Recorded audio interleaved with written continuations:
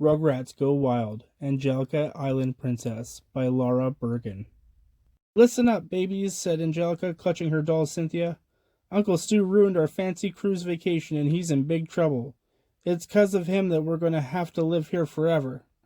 All we gots to do is to get in the tropical drain forest and find Nigel Strawberry. He can help us get home, said Tommy. Come on, guys. Tommy and the other babies started off into the rainforest in search of Nigel Thornberry. Tommy was sure that the TV star was somewhere on the island filming one of his nature specials. Hey, you babies have to stay here and start being my royal subjects, Angelica shouted after them. I'm warning you, giant mutant lobsters are going to eat you with a side of butter. Now get back here. Angelica couldn't stand to be ignored. I gots to find someone to be my royal subject, she told her doll, and she stomped along the beach. There's got to be somebody around here I can boss. Suddenly she heard a chimp chattering. Like a monkey, for example, she said. Angelica crept up to a pile of rocks and peered around them. She could hardly believe her eyes. A teenage girl was having her toenails painted by a chimp dressed in a tank top. Angelica had found her Debbie Thornberry. Listen up, monkey, Debbie was saying. All that chimp chatter really bugs me. Just hand over those cheese munchies and keep painting. Wow, whispered Angelica. She's got that monkey waiting on her hoof and mouth. I could learn a lot from that girl. Excuse me, bossy lady, Angelica called out. Who's calling me lady? I'm a teen, Debbie replied. Then she saw Angelica. Where did you come from? She asked, jumping out of her seat. This is supposed to be a deserted island. I'm Angelica, the island princess, and I'm thirsty, said Angelica as she plopped down in Debbie's chair and finished off her soda. I lost my touch for being bossy, so you gotta teach me. Debbie scanned the messy campsite and then smiled sweetly at Angelica. Okay then, said Debbie, grabbing her headphones. Stack the dishes, pick up the garbage, and clean the table. Angelica looked at the mess and had a better idea. Can I get you another soda first, Miss Teen Lady? She asked. 'Cause you look extra thirsty. Sure, thanks, Debbie replied. Extra ice, 2 straws. As Angelica headed into the convy, Debbie chuckled to herself and said, I'll trade her for a monkey any day. Angelica is nobody's slacky, Angelica muttered to her doll. We gotta get out of here, Cynthia. She wandered to the back of the convy and spied a little trap door in the floor. Debbie poked her head in just as Angelica was peering down into the hatch. Hey, what's that bubble thing? Angelica asked her. A bathysphere, Debbie replied. It goes underwater like a submarine. It's a blast to drive, and hey, quit stalling. Get my soda and get cleaning. Sheesh, that girl's even bossier than me, said Angelica as she returned to her snooping. Angelica picked up a pair of binoculars and looked out the window just as the babies came toddling into view. They were headed up the side of a volcano. Those dumb babies are practically on top of that mountain, and I'm going to get blamed, exclaimed Angelica. She was supposed to be watching them after all. I gotta go home and pretend I'm innocent.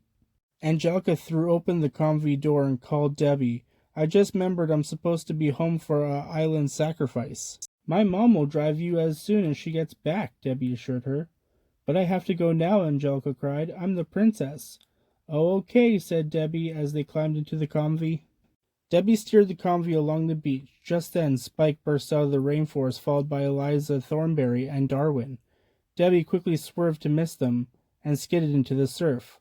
Luckily, she pulled the boat mode lever just in time. Debbie, called Eliza out of breath. There's a bunch of babies lost around here, and there's a leopard after them. Angelica quickly unbuckled her seatbelt. If Drooly loses a piece of ear, I'm going to be in big trouble, she said to herself. Then she dashed towards the back of the convy, yanked open the bathy hatch, and jumped in. I gotta get out of here. Come on, Cynthia, she said to her doll. We're taking a ride into the bathy thing. Panicking, she tugged on the first lever that she can find, and whoosh, the bathysphere dived beneath the ocean waves and popped up again on the shore of the underground lake. Ahoy, baby, she exclaimed as she popped open the top hatch and waved at Tommy and his friends. Look what I got. Come on in. Keep moving. We don't have all day.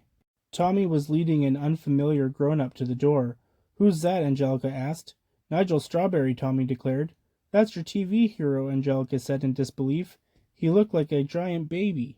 Angelica sat back down and stared at the bathysphere's controls. Then she pretended to dive while Susie looked on.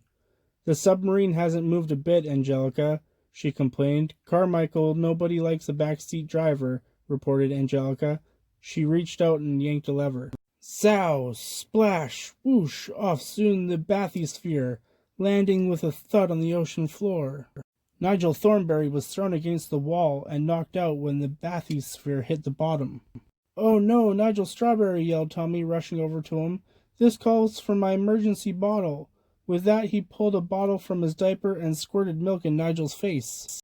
Oh, hello there, said Nigel, blinking at the babies. Who are all you positively adorable children? We're shipwrecked and we want to go home, cried Susie. Well, of course you do, young lady, and so we shall, replied Nigel. Luckily, Debbie and your mom, Mary Ann, got through to the bathysphere radio at the very moment. We're coming to get you, Nigel. Is everyone okay down there? Excellent, dearest, said Nigel.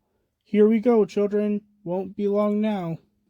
When the bathysphere finally resurfaced, Angelica popped open the hatch and ran into the arms of her parents.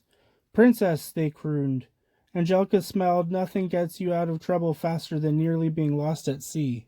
Nice driving, Angelitiki, said Debbie, winking. Thanks, bossy teen lady, replied Angelica.